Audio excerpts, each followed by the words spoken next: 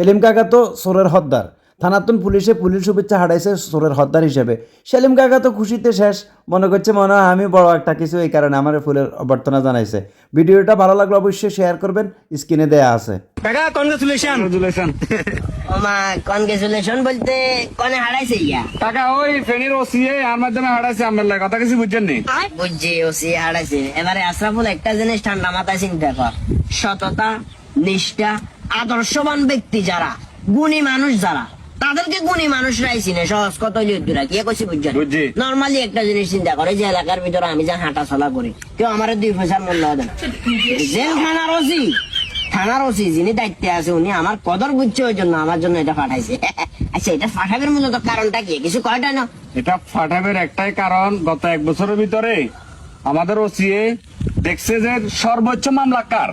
এখন ওসি দেখার পর দেখতেছে সর্বোচ্চ মামলা চুরির মামলা আপনার, ওই কারণে আপনাকে এটা কংগ্রাচুলেশন জানাইছে টাকা। এই যে ডায়েরি উল্টালে সেলিম, ডায়েরি উল্টালে সেলিম, গাছ চুরি সেলিম, মাছ চুরি সেলিম, এরপর মরক চুরি সেলিম। মানে হাতারা বিরক্ত হয়ে গেছে, কি রে এই লোকের গায়ে কেন নেশয়? হাতারা বলে কয়েকবার আসি বলে মারছে ও কাকা। বাতিজা মনে কষ্ট নেই আর বাতিজা, মানে আর বাইরে ঘরের সবচেয়ে যাই গিয়া যদি মানে মুদি অকথ্য ভাষা আইয়ের কিন্তু গালি গালাজ করতে মনে করে শ্রেষ্ঠ বেয়াদবের এক বেয়াদ। হেমিয়া কিচ্ছে আবার ওই যে হাঁড়ি পুলিশের লগে থাকে, কথা বুঝো না?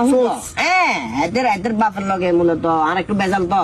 ফট করে কোনো অনেক গাছ চুরি হইলে আরে গল্ল হয় দেন, মাছ চুরি হইলে আরে গল্ল হয় দেন, মরক চুরি হইলে আরে গল্ল হয় দেন। ওটা আগে তো লো শুনলে রে, আয় চুরি করলে বড় বড় জিনিস চুরি করবো, এক চান্সে কাম করে দিব।